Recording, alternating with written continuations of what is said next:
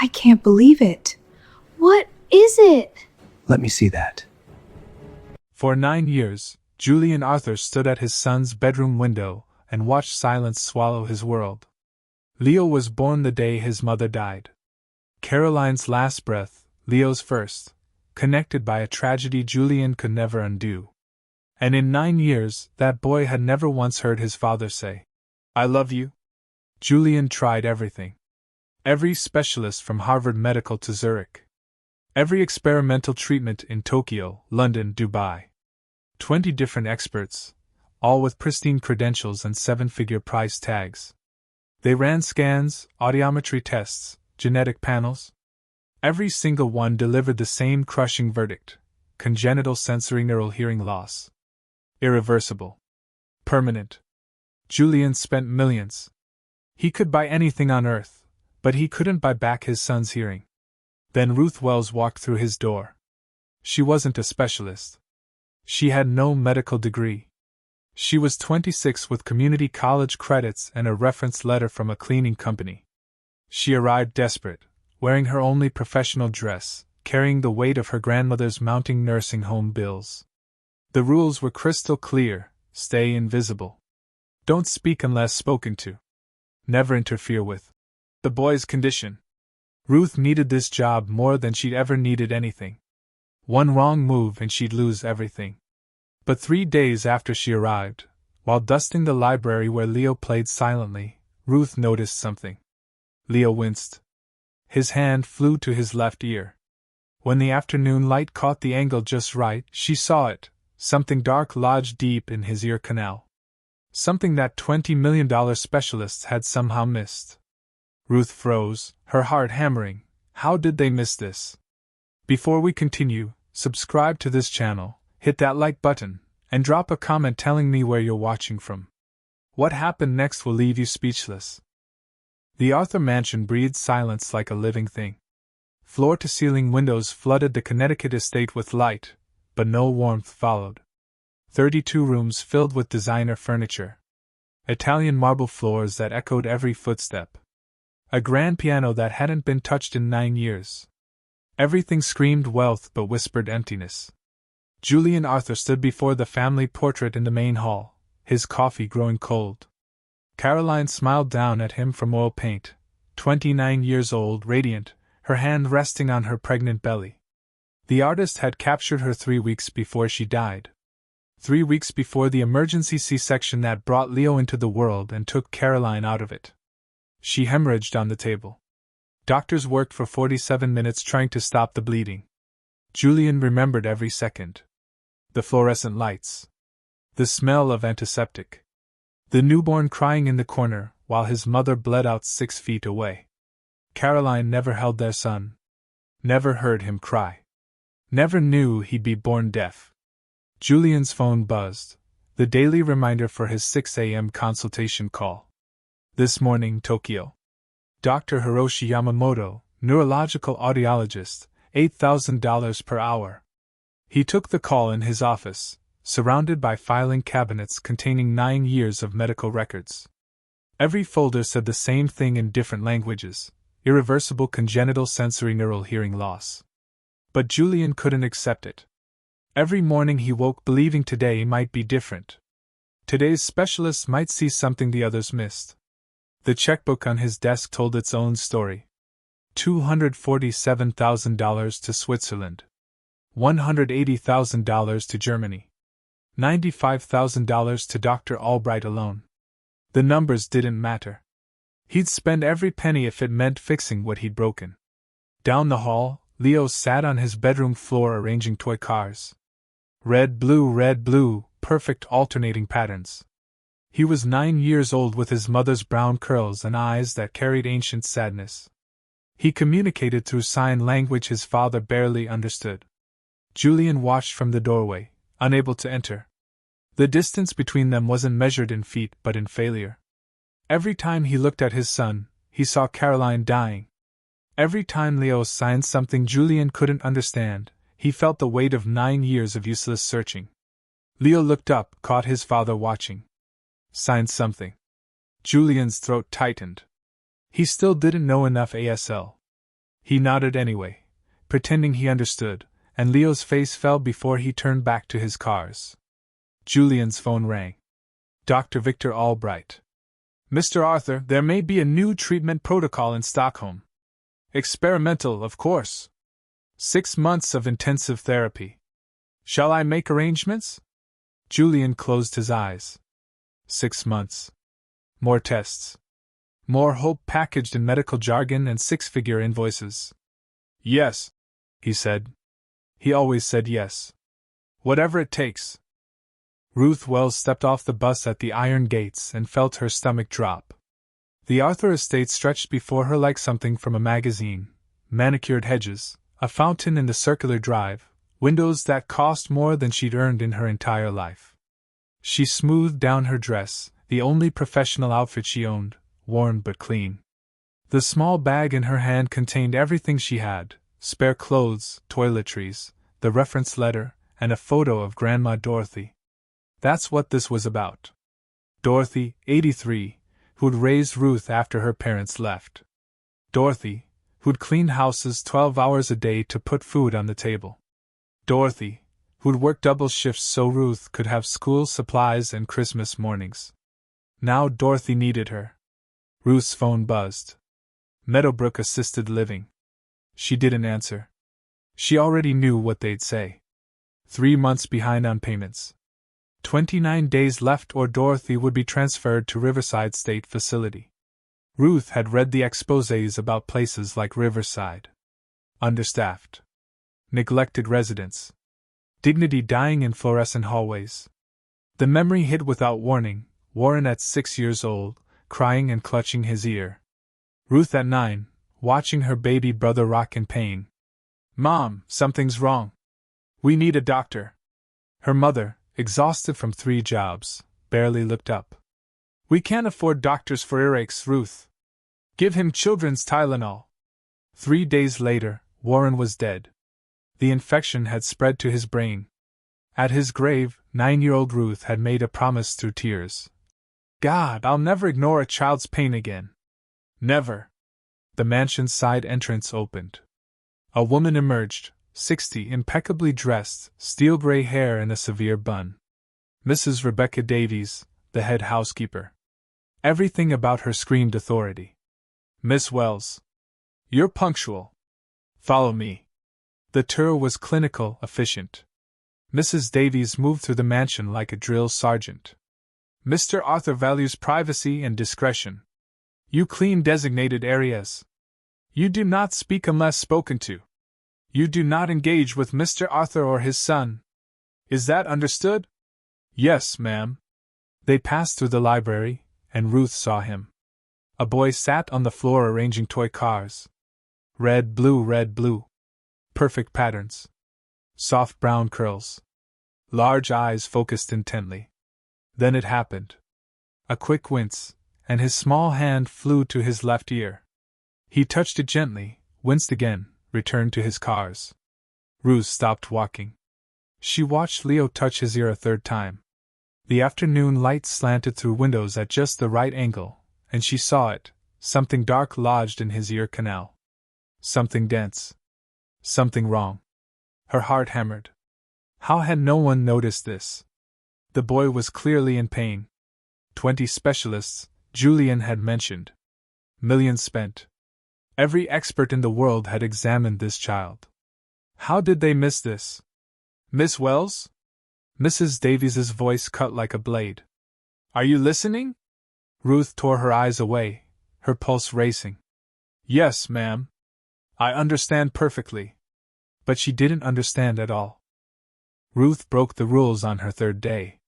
She told herself it was innocent, just a small paper bird folded from origami paper, left on Leo's nightstand while she dusted. Grandma Dorothy had taught her during long afternoons when Ruth was young. The next morning, the bird was gone. And Leo was waiting in the corner, watching her with those large, observant eyes. She left a butterscotch candy the next day, carefully unwrapped. Then a smooth river stone from the garden. Each time, Leo was there the following morning, a little closer, a little less hidden. One afternoon, she found him arranging his cars: red, blue, She should have kept dusting. Should have stayed invisible. Instead, Ruth sat down. Right there on the expensive hardwood, at his level. Leo looked up, startled. Ruth didn't speak. She'd learned he could read lips but found it exhausting. Instead, she watched what he was building. Then, slowly, she picked up a red car and placed it in his pattern.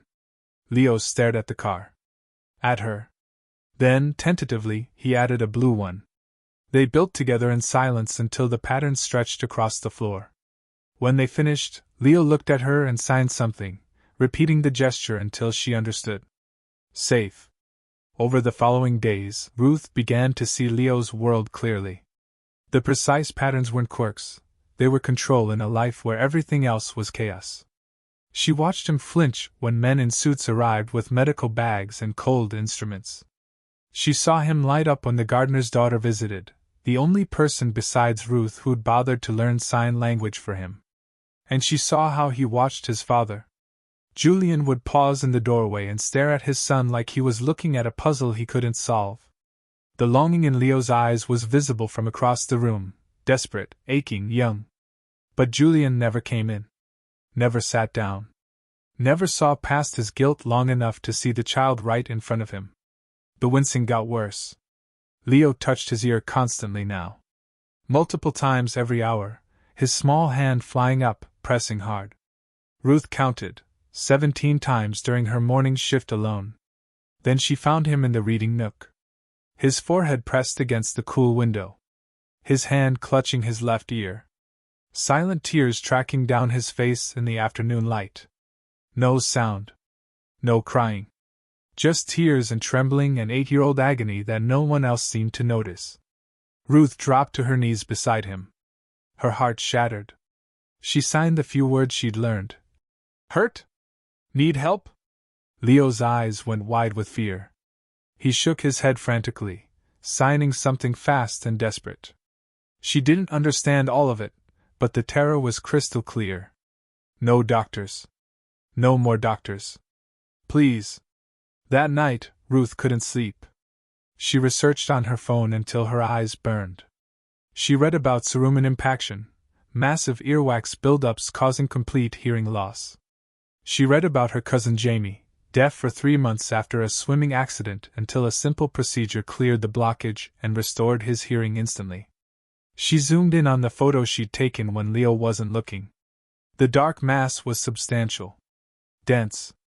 Obviously problematic. Why hadn't anyone removed it? Mrs. Davies found Ruth in the service hallway, and her voice could have frozen water. Miss Wells. I see you've been engaging with the boy. Ruth's throat tightened. I was just. You were told not to interfere. Mrs. Davies stepped closer, her steel-gray eyes hard as diamonds. Mr. Arthur has spent 9 years and millions of dollars consulting with the finest specialists in the world. Johns Hopkins. Harvard Medical. Specialists in Switzerland, Japan, Germany. They have all examined Leo. They have all reached the same conclusion. She paused, letting each word land like a hammer. Whatever you think you see, you are wrong. You are here to clean. That is all. Mrs. Davies moved closer still. Ruth could smell her expensive perfume, suffocating. I have managed this household for 15 years. I have seen staff come and go. Those who follow the rules keep their positions. Those who overstep disappear without references. Her voice dropped. Do you understand what that means for someone in your circumstances? Ruth's hands shook. She thought of Dorothy. Of Meadowbrook's last phone call. 26 days left. Yes, ma'am. Ruth spent the rest of her shift in turmoil. She scrubbed floors mechanically while her mind raced. Mrs. Davies was right. She had no credentials, no medical training, no authority. She was nobody, a maid with community college education and a reference letter from a cleaning company. Who was she to question specialists from Harvard and Johns Hopkins? What if she was wrong? What if she touched Leo's ear and made things worse, perforated his eardrum, caused infection, permanent damage? She could lose this job. Face criminal charges. Dorothy would be transferred to Riverside, and it would be Ruth's fault. Again. Just like Warren was her fault because she didn't push hard enough. Didn't make her mother listen. Didn't fight when fighting mattered most. That night, sleep wouldn't come. Ruth lay in her narrow bed, staring at the ceiling, her phone glowing in the darkness. She researched obsessively. Why would doctors miss ear blockage? Medical malpractice, ongoing treatment. She found articles about medical professionals who prioritized profit over cures. Specialists who recommended expensive ongoing treatments instead of simple one-time procedures. Stories of families bankrupted by doctors who saw dollar signs instead of patients. One article detailed a case where a child remained deaf for 6 years because a specialist wanted to preserve a lucrative treatment protocol worth $200,000 annually. A cold understanding settled over her like frost. What if they didn't miss the blockage? What if they saw it and chose not to remove it because there's more money in lifelong treatment than in a 20-minute cure? What if Leo's suffering was profitable? At 3 a.m., Ruth pulled out the worn Bible Grandma Dorothy had given her. She opened to the passage Dorothy had marked. Whoever is faithful in small matters will be faithful in large ones. Ruth prayed, tears falling onto the thin pages. God, I don't know what to do. I promised Warren I'd never stand by again. But if I act and I'm wrong, I lose everything. Her voice broke. Please show me what to do. The only answer was silence. And then, like a voice from memory, Grandma Dorothy's words. Baby, credentials don't make you right. Love makes you brave. Sometimes God puts you exactly where a miracle needs willing hands. Your job is just to say yes. Late afternoon. Ruth was folding linens when she heard it, a soft thud from the second floor. Barely audible. But every instinct she had screamed. She dropped the sheet and ran. Leo's bedroom door stood ajar. Inside, he was curled on the floor beside his bed, his small body shaking violently. Tears streamed down his face in complete silence. No crying, no sound, just tears and trembling and 8-year-old agony that ripped Ruth's heart open. His hands pressed hard against his left ear. His face was contorted, pale, drenched in sweat. This wasn't discomfort anymore. This was severe pain. Ruth dropped to her knees beside him. She touched his shoulder gently, and Leo looked up through his tears. His eyes were desperate, pleading. She signed. Help? Doctor? Dad? Leo's eyes went wide with absolute terror. He shook his head violently, signing frantically, his hands flying so fast she couldn't follow. But the meaning was crystal clear. No doctors. Please, no doctors. They hurt me. They always hurt me. He clutched her hand desperately, his small fingers digging into her palm. She was the only person in this massive house he trusted. With trembling hands, Ruth tilted his head toward the window light. She peered into his ear canal, and what she saw stole her breath. The blockage was worse. Dark. Swollen. Pressing visibly against what had to be his eardrum. The tissue around it looked inflamed, angry. No wonder he was in agony. She could see it so clearly now, obviously biological, definitely removable, grotesquely substantial. How? How did 20 specialists examine this child and not remove this? They didn't miss it, a voice whispered. They chose not to see it. Leo was looking at her, his face wet with tears, waiting for her to do something. Anything. The same way Warren had looked at her mother all those years ago. Ruth made her decision. She signed slowly, clearly. I help you. I promise. Not hurt. Safe. Leo nodded, still crying, but trusting her completely. She helped him onto his bed, got him water, sat with him while the worst of the pain subsided slightly. He curled against her side, exhausted, his breathing gradually steadying. All the while, her mind raced. She couldn't wait. Couldn't consult anyone. Couldn't ask permission. If she hesitated, she'd lose her nerve. If she waited for Julian to return, Mrs. Davies would stop her. This had to be now. Tonight. After Leo fell into an exhausted sleep, Ruth slipped back to her room. Her hands shook as she gathered supplies, tweezers from her personal kit, rubbing alcohol, cotton balls, her phone for the flashlight, bandages. She sat on her bed, staring at the items laid out like surgical instruments she had no training to use. She pulled up a photo, Grandma Dorothy smiling at Meadowbrook. Then the old photo of Warren at age 5, gap-toothed and joyful, 3 months before he died. She typed a text to Dorothy. I love you. I'm so sorry if I let you down. But I have to do what's right. She didn't explain. Dorothy didn't need to be implicated. Ruth knelt beside her bed, her supplies on the floor. She prayed, barely a whisper. God, I don't have the credentials. I don't have the training. I'm just a maid, nobody. But I can't stand by. I can't watch him suffer when I see what's wrong. Tears fell onto her clasped hands. Please guide my hands. And if I'm wrong, stop me. But I think you put me here for this. She opened her eyes. Looked at the tweezers. At Warren's photo. So I'm saying yes. Help me save this child. Tonight she would act. Ruth couldn't sleep. She lay in her narrow bed, staring at the ceiling, watching shadows shift as hours crawled past. Her mind ran through everything that could go wrong, each scenario worse than the last. What if she damaged Leo's eardrum? What if the blockage was attached to something vital, a nerve, blood vessel, something she couldn't see? What if she caused infection, permanent damage, worse, deafness? What if Julian had her arrested? What if she went to prison and Grandma Dorothy died alone in that state facility? The fears multiplied, compounded, threatened to paralyze her completely. But then she remembered. Warren at 6, clutching his ear and crying. Her mother, exhausted. It's just an earache, Ruth. Stop being dramatic. Ruth at 9, knowing something was deeply wrong. But she didn't fight hard enough. Didn't insist. Let adult authority override her intuition. 3 days later, Warren was gone. At his funeral, beside the small casket, she'd made a vow. I will never ignore what my eyes show me again. I will never let adult certainty stop me from fighting for a child. Never. She remembered Cousin Jamie too. Suddenly deaf after a swimming accident. The family prepared for permanent hearing loss. Then a pediatric ENT looked in his ear with proper lighting, removed a massive impacted wad of waterlogged cerumen, and Jamie's hearing returned instantly.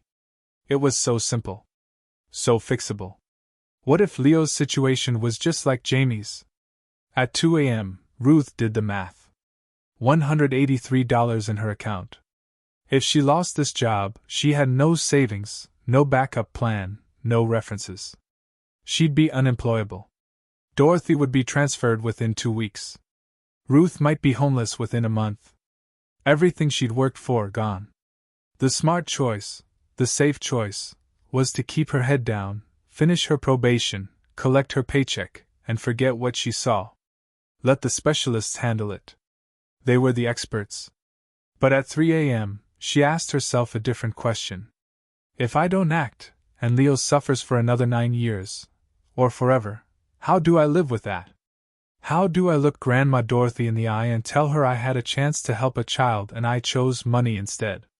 How do I pray to the God I claim to serve and tell him I saw suffering and walked away to protect my paycheck?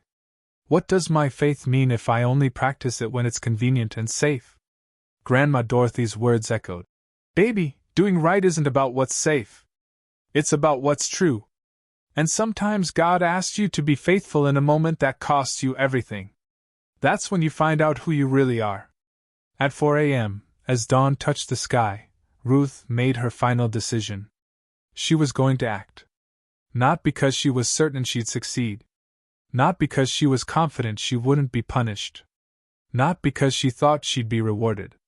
She was going to act because she could see a child suffering, because she could see the solution, and because her faith demanded that she trust what God had shown her over what the world's authorities had declared. She would be faithful in this small matter, pulling a blockage from a child's ear, and trust God with the large matters that followed. Come what may. Prison, poverty, ruin, she'd face it. But she would not betray this child. At 7 a.m., Mrs. Davies gathered the staff. Mr. Arthur's Chicago trip has been extended. He won't return until tomorrow evening. Ruth's heart hammered. Her window had just opened wider. She had 24 hours. Mid-morning. Ruth found Leo huddled on the floor beside his closet, his small body curled tight, soundlessly sobbing. His hands pressed desperately against his left ear. The pain had become unbearable. He looked up when she approached, his face wet with tears, and signed the word she now recognized. Help! Ruth knelt, her heart hammering. She pulled the supplies from her pocket, sterilized tweezers wrapped in clean cloth, alcohol wipes, cotton balls, her phone. She signed to Leo. I help you. Trust me? Leo nodded immediately. She was the only person in his world he trusted completely. She guided him to his bed, positioned him carefully so sunlight streamed through the window onto his left side. She used her phone's flashlight to see clearly into his ear canal. The blockage was fully visible now, dark, substantial, biological, grotesquely swollen, pressing hard against his eardrum. No wonder he was in agony. Ruth's hands shook so badly she had to pause. She closed her eyes and prayed. God, guide my hands. Steady my fingers. Let me help this child. Please. She opened her eyes. Her hands were calmer. She unwrapped the tweezers, positioned the flashlight, and leaned in close. Leo watched her face, looking for reassurance. She smiled at him, trying to project confidence she didn't entirely feel. With infinite care, Ruth inserted the tweezers into Leo's ear canal. He flinched slightly but didn't pull away. She felt the metal tips touch something solid, the blockage. Her breath caught. This is it. She adjusted her angle, got a better grip, and began to pull. Gently. Steadily. Don't rush. Don't jerk. The blockage resisted. Leo whimpered, his small hand gripping her arm, but he stayed still, trusting her completely. Ruth prayed under her breath. Please, please, please. Then, suddenly, the blockage released. It came out in one piece, dark, wet, substantial, shocking. A dense mass of biological material that should never have been left in a child's ear for 9 years. Blood followed, not much, but enough to stain the cotton ball she quickly pressed to his ear. Leo gasped. His eyes went impossibly wide. He turned his head rapidly, looking around the room as if seeing it for the first time. Then he whispered, his voice raspy and unused and absolutely beautiful. Tick. He was hearing the bedroom clock. Tick. Tick. Tick. Tears streamed down his face. But now they were tears of wonder, not pain. He touched his ear gently, then looked at Ruth with awe transforming his entire face. I hear? His own voice startled him. He laughed, a sound he'd never heard himself make before. I can hear. I hear you. I hear the clock. I hear. He stopped, listening intently. Birds? Are those birds? Ruth was crying too, nodding. Yes, sweetheart. Those are birds. Leo spoke the word he'd been waiting 9 years to say. Dad? Testing it. Dad? Dad! His face glowed with joy. I want to tell Dad. Where is Dad? I can hear. I can. Then chaos. The front door downstairs crashed open with sudden violence. Heavy footsteps thundered up the stairs. Julian's voice roared from the hallway. Where is my son? His Chicago meeting had been cancelled. His private jet had landed 20 minutes ago. He'd received a vague, alarming call from security about a situation in Leo's room. He took the stairs 3 at a time, his heart in his throat. He burst through Leo's bedroom door, and the scene before him stopped his heart, blood on his son's face, on his ear, on his shirt. Tweezers in the maid's hand. His child pulling away from this woman. Terror obliterated reason. Julian's vision narrowed to one primal truth. Someone has hurt his son. What have you done? Julian rushed Leo to Connecticut Children's Medical Center, his mind chaos. What did that woman do? Why is there blood? What if she caused permanent damage? The ER team examined Leo quickly.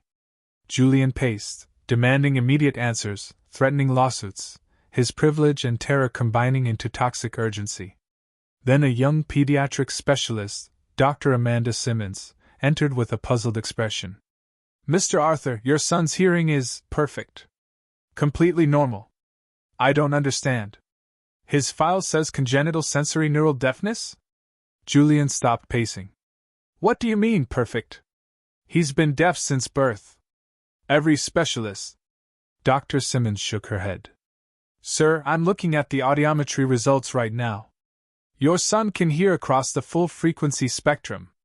There's no nerve damage, no cochlear dysfunction, nothing. Whatever deafness he had is completely resolved." Julian felt the room tilt. "How is that possible?" Dr. Simmons looked uncomfortable. "I'd like to review his complete medical file. Give me 10 minutes? Julian sat beside Leo, who had headphones on, listening to music for the first time in his life, tears of joy streaming down his face. How can this be? 20 specialists. 9 years. Millions of dollars. All of them said irreversible? Dr. Simmons returned, tablet in hand, her expression grim. "Mr. Arthur, I need to show you something. You should sit down." She pulled up a scan dated 3 years, 2 months ago. Pointed to a clear notation in the radiologist's report. Dense cerumen impaction with suspected biological debris lodged against tympanic membrane. Foreign matter appears to have been present long-term. Recommend immediate removal under microscopic visualization. Duration of impaction suggests possible external obstruction contributing to complete conductive hearing loss. Julian stared at the words, not comprehending. "What does this mean?" Dr. Simmons took a careful breath. "It means the blockage was documented 3 years ago. It was noted as removable. It was causing his deafness." The world stopped. "What? Your son didn't have congenital nerve deafness, Mr. Arthur. He had a massive cerumen impaction, earwax blockage combined with biological debris building up since infancy. It was pressing against his eardrum, completely blocking sound transmission. This causes conductive hearing loss. It's completely curable with a simple outpatient removal procedure. Usually takes about 20 minutes. Julian couldn't breathe. "Why wasn't it removed?" Dr. Simmons looked deeply uncomfortable. "I can't speak to Dr. Albright's clinical decisions." Julian's voice rose. "Dr. Albright saw this scan? It's in the file. He ordered it." Julian's hands were shaking. He knew my son's deafness was curable, and he didn't." The pieces cascaded into place, each one a hammer blow. Dr. Albright recommended ongoing monitoring and treatment protocols, 6-month consultation intervals, experimental therapies, expensive tests, year after year after year. And Leo could have been cured in 20 minutes. But there's no money in a 20-minute cure. There's millions in ongoing treatment for a billionaire's deaf son. They kept him deaf. They deliberately kept an 8-year-old child in silence, in pain, for profit. Julian stood abruptly. He was going to be sick. They betrayed Leo. They betrayed him. He trusted them because they were experts, because they had credentials, because they were expensive. And the maid, the woman with no degrees, no credentials, nothing but compassion and courage, she saw what they refused to find. She removed what they deliberately left. She cured in one moment what they claimed was incurable for 9 years. She saved his son. And he had her arrested. God, what has he done? Julian turned to Dr. Simmons. "I need Dr. Albright's full patient history. I want his medical license revoked by tomorrow morning." Dr. Simmons nodded. "I'll make some calls." Julian looked at Leo, obliviously happy, hearing his favorite songs for the first time. "Leo, we have to go. Right now." "But Dad." "Now, Leo. I made a terrible mistake. We have to fix it before it's too late." If you enjoyed this story, do well to subscribe, like and share to someone who loves similar stories. Julian's black sedan screeched on the circular drive, tires spitting gravel. He was out before the engine died, sprinting across the Italian marble. He found Mrs. Davies near the family portrait. Where is she? Ruth, where did you put her? Mrs. Davies raised an eyebrow. The security office, sir, awaiting police transport as you ordered. Julian was already moving toward the service wing. Cancel it. Cancel everything. Get her. Bring her to me. Now. Ruth sat in the small security office, her hands folded, her gaze fixed on the setting sun. She was expecting the police, the handcuffs, the charges. She had made her peace, she had saved Leo. The door opened. Julian Arthur filled the doorway, his suit rumpled, his face raw anguish. Ruth stood instinctively, preparing for condemnation. Instead, Julian stopped 3 feet away, and this powerful man who owned companies and politicians dropped to his knees before her. Tears streamed down Julian's face. His voice, when it came, broke completely. I'm sorry. God, I am so sorry. You saved him. You saved my son, and I had you arrested. His shoulders shook with great, racking sobs, the first true emotion he had shown since Caroline died 9 years ago. Ruth, shocked speechless, slowly knelt to his level. Julian forced himself to continue.